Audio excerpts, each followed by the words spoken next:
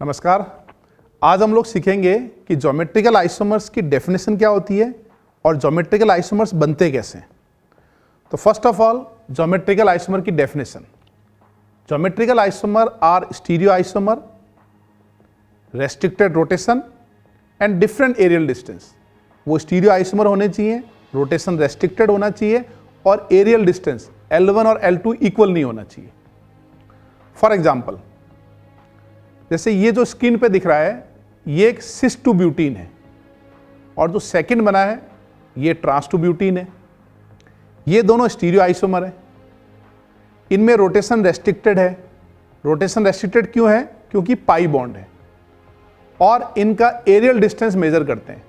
जैसे methyl methyl के बीच में डिस्टेंस L1 है तो ट्रांस में मिथाइल मिथाइल के बीच में डिस्टेंस L2 है और ये L1 is not equal to L2, यानी स्टीरियो आइसोमर है, पाई बॉन्ड की वजह से रोटेशन रेस्ट्रिक्टेड है and L1 is not equal to L2, तो हम कहेंगे ये ज्योमेट्रिकल आइसोमर्स हैं। हाँ, अगर L1 इक्वल टू L2 हो गया तो फिर वो ज्योमेट्रिकल आइसोमर नहीं होंगे। अब हम सीखेंगे कि ज्योमेट्रिकल आइसोमर ड्रॉ कैसे करते हैं। जैसे सेकंड एग्जांपल लेते हैं। ये ज्योमेट्री एक सिस है। अब आपको इसका ट्रांस बनाना है तो आपको क्या करना है, रेस्ट्रिक्टेड रोटेशन वाले कार्बन के अक्रॉस ये दोनों वैलेंसी कट करो और इनको घुमा के फिर से आप ऐड कर लो, तो ये सिस का क्या बन गया, ट्रांस। नेक्स्ट एग्जांपल लेते हैं। ये साइक्लिक मॉलिक्यूल है तो साइक्लिक में भी बॉन्ड के अक्रॉस रोटेशन क्या होता है, रेस्ट्रिक्टेड। तो आप देखो इसमें ये दोनों क्लोरीन डाउन है और HH अप है, इसका मतलब ये एक सिस ज्योमेट्री है। अब मुझे इसका ट्रांस बनाना है तो मैं इसको ट्रांस कैसे बनाऊंगा, H को कट किया, Cl कट किया और इंटरचेंज करके जोड़ दिया, तो ये बन गया हमारा ट्रांस आइसोमर।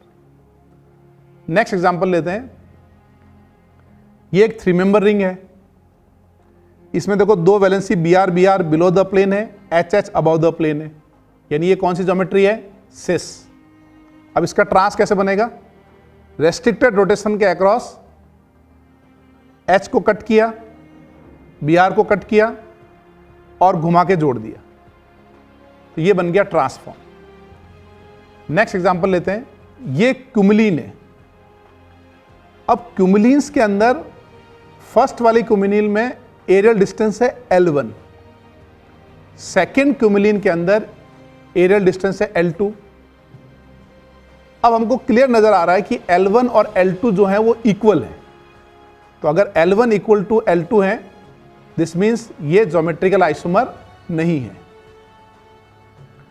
नेक्स्ट एग्जांपल लेते हैं। अब जो क्यूमुलिन है इसके अंदर ऑड पाई बॉन्ड है, तो पहले वाले के अंदर एरियल डिस्टेंस L1 है, दूसरे के अंदर एरियल डिस्टेंस L2 है और इसमें L1 is not equal to L2 है, यानी इन दोनों में रिलेशन क्या हुआ, ज्योमेट्रिकल आइसोमर्स। हाँ, अब मैं आपको पूछूं कि आप फर्स्ट का सेकंड ज्योमेट्रिकल कैसे बनाओगे, तो आप अगेन क्या करोगे, जहां पे रोटेशन रेस्ट्रिक्टेड है वो दोनों वैलेंसी कट करो और उनको घुमा के जोड़ दो। नेक्स्ट एग्जांपल लेते हैं। ये जो प्रोपीन है, प्रोपीन में अगर मैं रेस्ट्रिक्टेड रोटेशन की दोनों वैलेंसी कट करके घुमा के जोड़ दूं तो वो सेम मॉलिक्यूल बन रहा है, तो हम क्या कहेंगे कि propene will not show geometrical isomerism. अब आप इसी तरीके से आपको इस वीडियो के लास्ट में बहुत सारे एग्जाम्पल मिलेंगे।